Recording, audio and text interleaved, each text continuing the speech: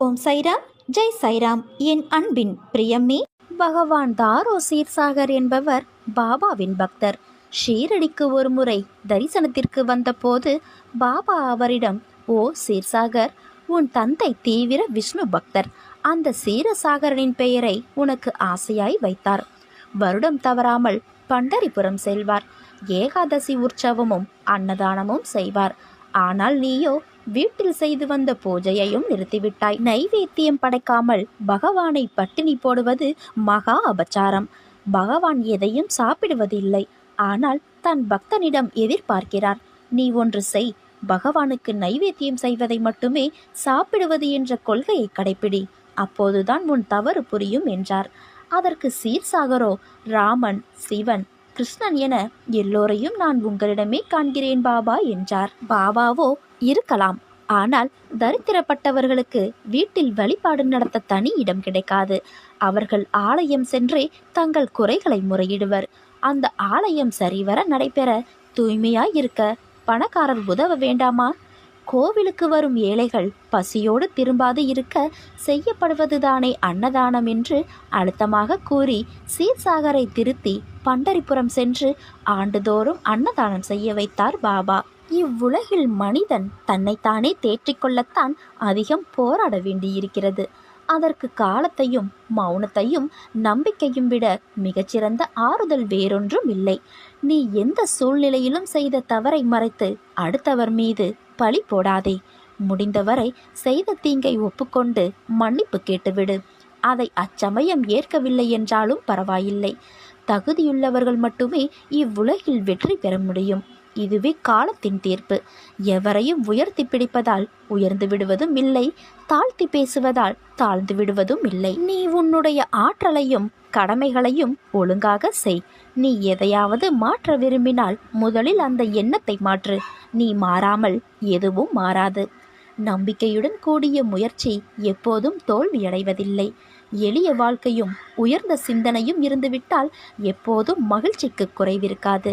இரக்க உணர்வு மிகுதியானால் உலகில் துன்பங்கள் குறையும், மகிழ்ச்சி பன்மடங்காகும்.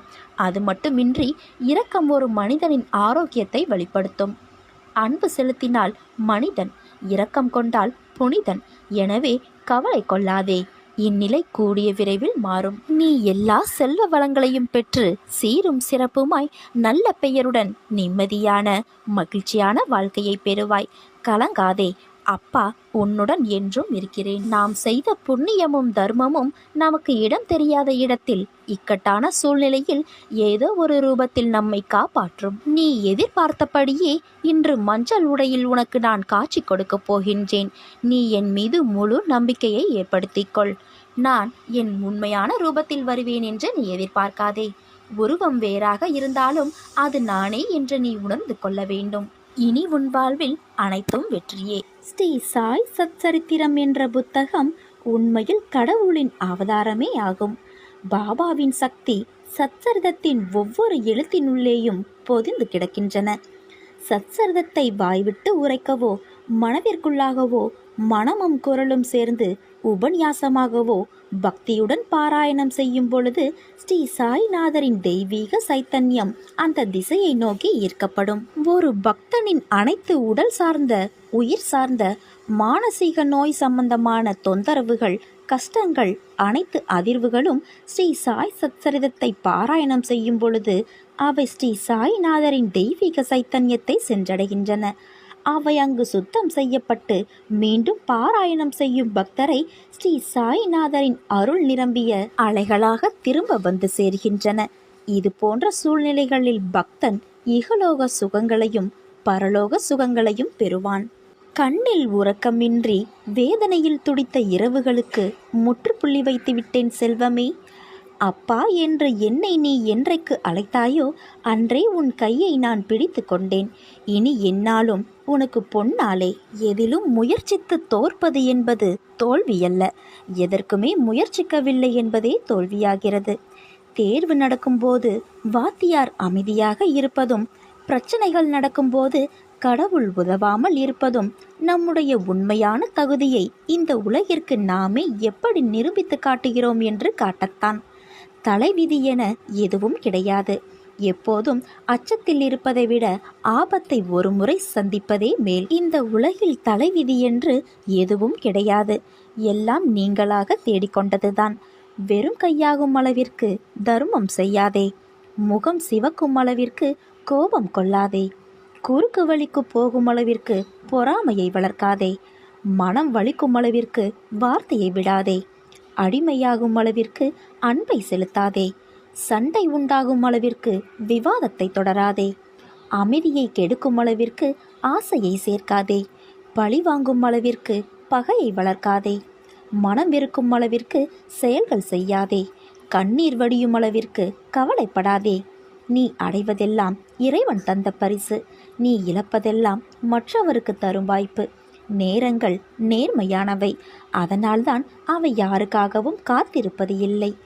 ஏழையின் வீட்டில் பசித்தான் நோய்க்கு காரணம், பணக்காரன் வீட்டில் உணவுதான் நோய்க்கு காரணம். இந்த யதார்த்தமான வாழ்வியலின் சூழலை புரிந்து கொண்டால் நாம் மகிழ்வுடன் வாழலாம். எனது அன்பு குழந்தையே, தினம் தினம் ஒவ்வொரு பரீட்சையை உன் மனமே உனக்கு நடத்துகிறது. ஒவ்வொரு நாளும் ஒவ்வொரு படிப்பை தருகிறது. அதுவே உன் வாழ்க்கையில் நிகழ்கிறது. நீ தாண்டி கடந்து வந்த நிமிடங்கள் உன் மனதின் பக்குவத்தையும் உயர்வான பாதையையும் காண்பிக்கிறது. ஒரு முறை 2 முறை வீழலாம், ஆனால் எழுந்து நின்றுவிட்டால் உன்னை வீழ்த்த வரும் எந்த ஒரு எதிர்மறையும் உனக்கு நேர்மறையாய் அமையும். கீழே விழுவதை பற்றி கவலை கொள்ளாதே. தோள் தாங்கி கொடுத்து நான் உன்னை அரவணைப்பேன். 100 முறை உடைந்து போனாலும் 1000 முறை உன்னை உருவெடுக்க செய்வேன். அதற்கான வலிமையையும் நம்பிக்கையும் உனக்கு நான் சாய்தேவா தருவேன். பொறாமை என்கின்ற வேண்டாததை பொறுத்தவரை நமக்கு எந்தவித லாபமோ நஷ்டமோ கிடையாது. பொறாமை என்பது இன்னொருவருக்கு கிட்டியிருக்கும் லாபம் அல்லது வளம் கண்டு தாழாமை. வேறு ஒருவருக்கு ஒரு அதிர்ஷ்டமோ செல்வாக்கோ கிட்டிவிட்டால் நம்மால் அதை சகித்து கொள்ள முடியாமல் அவரை அவதூறாக பேசுகிறோம். அவருக்கு நஷ்டம் ஏற்பட்டுவிட்டால் மகிழ்ச்சி அடைகிறோம். இது நல்லதா? அந்த மனிதன் வளம் பெற்றால் நமக்கென்ன நஷ்டம் ஏற்பட்டு விட்டது? ஆனால் ஜனங்கள் இந்த விதத்தில் சிந்திப்பது இல்லை. அவனுக்கு நலம் கிட்டினால் அவனுடன் சேர்ந்து நாமும் மகிழ்வோமே.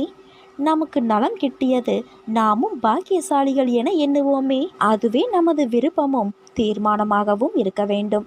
நம்மிடமிருந்து அவன் எதை எடுத்துச் சென்றான்? ஒன்றும் இல்லை. அவனுடைய கர்மாவின் பலனாக அவன் வளம் பெற்றான். அப்படி இருக்க அதை கண்டு நாம் ஏன் பொறாமைப்பட வேண்டும்? முதலில் பொறாமையை வென்றுவிடு. கர்மங்களை குறைத்து கொள்ள வழி அதை தைரியமாக அனுபவிப்பதே. நீங்கள் எப்போதும் என்னை நினைத்து கொண்டிருந்தால், என்பால் நம்பிக்கை கொண்டிருந்தால், அதை அனுபவிக்கும் சக்தியை நானே கொடுப்பேன். அது துன்பம் என்ற எண்ணம் உங்களில் ஏற்படாமல் நான் செய்கிறேன். உன்னில் இருக்கும் நானே அதை சுமக்கவும் செய்கின்றேன். மனிதன் இன்னொரு மனிதனை சுரண்டுகிறான். வலிமையானவன் பலவீனமானவனை அடக்குகிறான். அராஜகத்தின் இன்னொரு பெயர் நரக ஆட்சி என்ற அகங்காரத்தால் இன்று உலகம் நிறைந்திருக்கிறது. மக்கள் மனதிலிருந்து இருளை அகற்றி பாவங்களின் தலைகளை உடைத்து பாபா காட்டிய ஒளிமையான விடுதலை பாதைக்கு நாம் கொண்டு வர வேண்டும். தனிமை, விரக்தி, நம்பிக்கையின்மை, வேலையின்மை, பாதுகாப்பு இன்மை போன்றவற்றால் மக்கள் அச்சத்தில் நடுங்கிக் கொண்டிருக்கும் இந்த உலகத்திற்கு அன்பின் நறுமணத்தை நாம் கொடுக்க வேண்டும். இந்த மாபெரும் பணியை நிறைவேற்ற அனைவரும் முன் வர வேண்டும். மற்றவர்கள் ஆபத்தில் இருக்கும்போது நாம் உதவி தேவைப்படும் பொழுது நாம் அவர்களுக்கு முழு மனதுடன் உதவ வேண்டும். நாம் அவர்களை கவனித்து கொள்ளும் அன்பில் சுயநலம், பாரபட்சமில்லை என்பதை மக்கள் உணரும் வகையில் நாம் நடந்து கொள்ள வேண்டும். போலிகளை கண்டு மயங்காதே. சரியாக சிந்தித்து செயல்படு. எது நல்லது எது கெட்டது என்பதை அறிந்தவர்களும் உள்ளனர். நீ என்னை நினை, சரியான பாதை தெரியும். பொய்களை உண்மையென ஒப்புக்கொள்ளாதே. நம்பிக்கையோடு காத்திரு. சரியான வழிகாட்டுதல்கள் உனக்கு கிடைக்கும். உன் சகோதரர் உனக்கு உதவுவார். அவர் உன்னை மிகவும் நினைவில் கொண்டுள்ளார். சகோதரர் உன்னை நினைத்து கொண்டு இருக்கிறார். சில ஒற்றுமைகளை நீ கவனிப்பாய். நீ பிரயாணம் செய்வாய். எடுக்கும் முடிவில் தவறுகள் இல்லாமல் கவனித்துக்கொள். சிறிய தவறே ஆயினும் மன்னிப்பு கேள். ஸ்ரீ சாய்நாதருக்கு ஒரு தேங்காயை நிவேதனமாக கொடு. உன் தவறுக்கு வருந்தி மன்னிப்பு கேள். இல்லாவிடில் மன கஷ்டப்படுவாய். மீண்டும் மீண்டும் சொல்கிறேன், எனக்கு ஒரு மட்டை தேங்காயை நிவேதனமாக கொடு. உன் கர்ம வினைகளை என் துணியில் அந்த மட்டை தேங்காயோடு சேர்த்து எரித்து விடுகிறேன். அக்கணம் முதல் உன் வாழ்வில் சகல சௌபாகியமும் கிட்டும். நீண்ட நாட்களாக நீ எதிர்பார்த்து காத்திருந்த பணம் உன் கையில் வந்து சேரும். உன் வீட்டின் பணப்பெட்டி நிரம்பி வழியும். என்னிடம் கண்ணீர் விட்டு சொல்லிவிட்டாய். உனக்கானது உன்னை வந்து சேரும் குழந்தையே. மகிழ்ச்சியோடு இரு. ஆகாயமே இடிந்து உன் தலை மீது விழும்படியாக ஏதாவது பெரிய தீமை வந்தாலும் அப்போது என்னை உன் நினைவில் கொள். நீ கடக்கும் பாதை எப்படிப்பட்டதாயிருக்கும் என்று நீ யோசிக்காதே. அது நான் காண்பிக்கின்ற பாதை. அதில் என் துணை உனக்கு நிச்சயம் இருக்கும் என் குழந்தையே. உன்னை பாதுகாப்பதற்கே நான் இருக்கின்றேன். உன் உற்றார் உறவினர் நண்பர்களே உனக்கு துரோகம் இழைக்கிறார்களே என்று வருந்தாதே. அதை எப்படி எதிர்கொள்வது என்று நிதானமாக யோசித்து அறிந்து கொள்.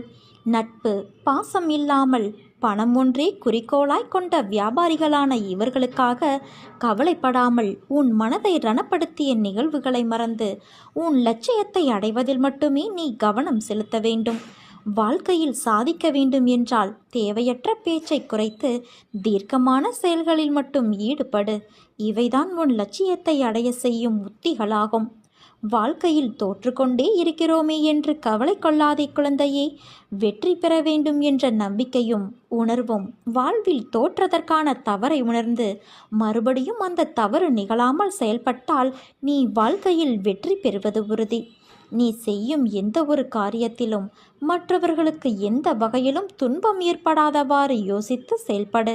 ஒருவருக்கு துன்பம் இழைப்பதற்கு முன்பு அந்த துன்பம் வேறு ஒருவர் மூலம் உனக்கு வந்தால் எப்படி இருக்கும் என்று யோசி. எப்போது நீ உன் தவறை ஒப்புக்கொள்ள முன் வருகிறாயோ அப்போது நீ மனசாட்சி கொண்டவனாகிறாய். என்றும் செய்த தவறை மீண்டும் மீண்டும் செய்யாமல் பார்த்துக்கொள். என் வார்த்தைகள் மீது நம்பிக்கை வைத்து செயல்படு. உன் அம்மாவாகவும் அப்பாவாகவும் உனக்கு ஒரு நல்ல தோழனாகவும் நான் தோள் கொடுத்து தாங்குவேன். உனக்கு கிடைத்ததை ஏற்றுக்கொள். அதில் உன்னை யாரென்று எடுத்து காட்டு. தலை வணங்கி செல்ல கற்றுக்கொள். எது நடந்தாலும் மற்றவர்கள் உன்னை கடிந்து கொண்டாலும் சிரம் தாழ்த்தி போ. உன்னை தேடி அனைத்தும் தானாக முன்வந்து நிற்கும். பணிவு, பொறுமை, நிதானம் இவற்றை மனதில் நிறுத்தி கொண்டு தினமும் செயல்படு. மற்றதை நான் பார்த்து கொள்கிறேன். உனக்கு வரும் கஷ்டங்கள் எல்லாம் உன்னை தாழ்த்த என்று நீ நினைத்து கொண்டு இருக்கிறாய். ஆனால் உண்மையிலேயே அது உன்னை தாழ்த்துவதற்கல்ல, அடுத்த கட்டத்திற்கு உன்னை மேம்படுத்த. உனக்கான ஒரு விஷயம் தாமதமாக நடக்கிறது என்றால் அது உனக்கான நிறைவான விஷயமாய் மாறப்போகிறது என்று அர்த்தம். உன்னை சோதிப்பேனே தவிர ஒருபோதும் நான் கைவிட மாட்டேன். இன்று இதை நீ நன்றாக உணர்ந்து இருப்பாய். உன்னை சுற்றி உன் மனதை தூற்றி பேசுபவர்களை பற்றி நினைக்காதே. அவர்களோடு வாதம் செய்யாதே. அமைதியாக கடந்து செல். ஏனென்றால் வாக்குவாதம் செய்தால் உன் நிம்மதிதான் இழந்து போகும். வாக்குவாதம் செய்து உன் நிலையை நீ புரிய வைப்பதை விட அமைதியாக சென்று உன் செயலால் அவர்களுக்கு அதை உணர்த்து. என்றைக்கும் சொல்லும் சொல்லில் கவனம் தேவை. அதை மட்டும் நன்றாக நினைவில் வைத்துக்கொண்டு செயல்படு. உனக்கு துன்பம் என்ற ஒன்று வந்தால் அதற்குரிய தீர்வும் உதவியும் ஏதோ ஒரு வகையில் உன்னை வந்து சேரும். என் மீது நீ நம்பிக்கை கொள். ஏதோ ஒன்றை அடைவதில் மட்டும்தான் நிம்மதி கிடைக்கும் என்று நினைக்காதே. சிலவற்றை இழந்தால் கூட நிச்சயம் உனக்கு நிம்மதி கிடைக்கும். நான் உன்னை விட்டு விலகவும் மாட்டேன், கைவிடவும் மாட்டேன். உன் வீட்டில் தேவைகளுக்கு குறைவு வராமல் நான் காப்பாற்றுவேன். என் வார்த்தைகளை நம்பு. மீதியை நான் பார்த்து கொள்கிறேன் குழந்தையே. வாழ்க்கையில் நாம் போகின்ற பாதையில் தடங்கள் வராமல் இருந்தால் நீ சரியான பாதையில் போகவில்லை என்று அர்த்தம்.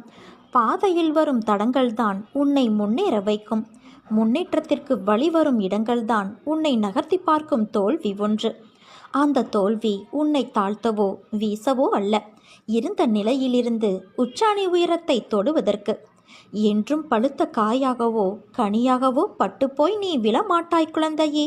நீ கீழே விழுவது வீழ்ச்சி அல்ல, விதையாய் உன்னை நான் கீழே தூவுகின்றேன். அப்படி தூவிய விதையான உன்னை வரலாறு காணாத உயரத்தில் நான் உயர்த்த எடுக்கும் புது முயற்சிகள்தான் அவை. உனக்கு புதியது, அதனால் அவைகள் உன்னை தள்ளாட வைக்கும். ஒரு விதை மண்ணில் விழுந்து சிறிது காலம் தன் வளர்ச்சிக்கு வெளியில் இருப்பதை காட்டிக்கொள்ளாது. பிறகு செடியாய் மரமாய் வளரும். அப்படி தன் வளர்ச்சியை காண்பிக்க முதலிலே தன் இருப்பிடத்தை பலமாக்கிக் கொள்ளும். அப்போது அது எதிர்நோக்கும் பிரச்சனைகள் நிறைய இருக்கிறது. அதே போலத்தான் நீயும் இருக்கின்றாய். நீ விழுந்து இருந்திருக்கலாம், ஆனால் அதை தோல்வி என்று கருதாதே. எழுந்து வானமாய் படர்ந்து நிற்கும் அளவிற்கு நீ உயரப் போகிறாய் குழந்தையே. அதற்குத்தான் இந்த சிறிய சறுக்கல். சறுக்கல் என்பது கீழே விழுவதற்கு அல்ல, மேலே உயர்ந்து செல்வதற்கு. உன்னை விதையாய் உன் வாழ்க்கையில் புதிய பாதையில் நான் தூவி இருக்கிறேன். சிறிது கடினமாக இருந்த வழிகள் அது உனக்கு உணர்த்தும் பாடமாக இருக்கலாம். ஆனால் நிச்சயம் நீ உயர்வாய் குழந்தையே. என்ன இப்படி சொல்கிறீர்களே என்கிறாயா? நான் சொல்வது கால நேரம் பார்த்து சொல்கின்ற சொல் அல்ல, எந்த காலத்தில் நடக்கும் என்ற சொல். எதிர்காலத்தில் உன் காலம் என்று சொல்லப்படும் அளவிற்கு நடக்கும். அதற்கு மறைமுகமாக நான் சொல்லும் சொல்தான் எதிர்காலம். கொஞ்ச தூரம்தான், அதனால்தான் தாமதமாகிறது என்று நினைக்கின்றாய். ஆனால் அது தாமதமில்லை. உன்னை நீ தயாராக்கிக் கொள்ளும் காலம் இது. வெற்றிக்கான காலம் வந்துவிட்டது குழந்தையே. இதில் நீ நிச்சயம் ஜெயிப்பாய். இந்த உலகமே தலைகீழாக மாறலாம், ஆனால் நாம் வழி தவறிவிடக்கூடாது. நம்முடைய நிலையிலேயே உறுதியாக நின்று கொண்டு அமைதியாக இவ்வுலகை வேடிக்கை பார்க்க வேண்டும். என்னை எவன் மிகவும் விரும்புகிறானோ அவன் எப்போதும் என்னை காண்கின்றான். என்னை விட்டு நீங்கினால் இந்த உலகமே அவனுக்கு சூனியமாக தோன்றிவிடும். என் கதைகளைத் தவிர பிறவற்றை அவன் கூறுவது இல்லை. இடையராது என்னையே தியானித்து என் நாமத்தையே ஜெபம் செய்கின்றான். முழுமையாக தன்னை என்னிடம் சமர்ப்பித்து என்னையே எப்போதும் எவன் நினைவில் கொண்டு இருக்கிறானோ அவனுக்கு நான் கடன்பட்டதாக உணர்கின்றேன். அவனுக்கு விடுதலையளித்து என் கடனை நான் தீர்ப்பேன். என்னை நினைத்து எனக்காக ஏங்குபவனையும் எதையும் முதலில் என்னை நினைக்காமல் உண்ணாதவன் பாலும் நான் சார்ந்திருக்கின்றேன். என்னிடம் வருபவன் ஆறானது கடலோடு ஒன்றாவது போல என்னோடு இரண்டர கலக்கின்றான். பெருமையையும் அகங்காரத்தையும் விட்டு ஒழித்துவிட்டு எல்லளவும் அவற்றின் அடையாளம் கூட இல்லாதபடி விலக்கி உன் இதயத்தை அமர்ந்து கொண்டு இருக்கிற என்னிடம் உன்னை பூரணமாக சமர்ப்பித்துவிடு. உனக்கு ஏதாவது வேண்டுமானால் என்னிடம் மட்டும் கேள். இவ்வுலக கௌரவத்தை விட்டுவிடு. கடவுளின் அருளையும் ஆசியையும் பெற முயற்சி செய். என் சன்னிதானத்தில் கௌரவம் அடைந்துவிடு. உலக கௌரவங்களால் வழி தவறிவிடாதே குழந்தையே. உன் கஷ்டங்கள் எல்லாம் உன்னை தாழ்த்த என்று நீ நினைத்து கொள்கிறாய். ஆனால் உண்மையிலேயே அது உன்னை தாழ்த்துவதற்கல்ல, அடுத்த கட்டத்திற்கு மேம்படுத்த. உனக்கான ஒரு விஷயம் தாமதமாக நடக்கிறது என்றால் அது உனக்கான நிறைவான விஷயமாய் மாறப்போகிறது என்று அர்த்தம். உன்னை சோதிப்பேனே தவிர கைவிட மாட்டேன். இன்று இதை நீ நன்றாக உணர்ந்திருப்பாய்தானே? உன்னை நான் தவிக்கவிட்டு வேறு எங்கே போவேன்? உன் வழிகள் என்ன, எப்படி என்று நான் உணராமல் இருப்பேனா? நீ கொஞ்சம் யோசித்துப்பார். நீ வளர்ந்து என் பிள்ளையாய் இருக்கலாம், ஆனால் தாயின் கருவறையின் அணைப்பில்தான் இன்றும் என்றும் இருக்கின்றாய். அதையும் மீறி நீ உணர்கிறாய் என்றால் என்ன அர்த்தம்? உன்னை வாழ்வில் மேலோங்க உன் சுய சிந்தனையும் முடிவும் எடுக்கும் பக்குவமும் வரவேண்டும். அதனால்தான் எட்டி நின்று நான் வேடிக்கை பார்க்கிறேன். இன்று நீச்சல் தெரியாமல் துன்பத்திலும் வலியிலும் தத்தளித்த நேரத்தில் உனக்கு நான் பக்கத்தில் நின்றேன். இன்று உனக்கு நீச்சல் ஓரளவிற்கு தெரிந்துவிட்டது. இனிமேலும் உன் அருகில் நான் இருந்தால் எல்லாவற்றையும் நான் செய்வேன் என்று நீ இருப்பாய். நான் சொல்லும் அனைத்தும் உனக்கு சரியா தவறா என்று ஆராயாமல் இருந்த என் பிள்ளையின் மனம் எனக்கு தெரியும். ஆனால் உன் வாழ்க்கையில் நானும் உன்னை சுற்றி நிறைய மக்களும் உள்ளார்கள். அவர்களும் அப்படியே இருப்பார்கள் என்ற உத்தரவாதம் இல்லாத போது நீ அந்த மனநிலையை விட்டு வெளியே வர வேண்டும். அதனால்தான் ஆற்றில் உன்னை இறக்கிவிட்டு அருகிலிருந்து அமைதியாய் நான் உனக்கு உணர்த்துகின்றேன்.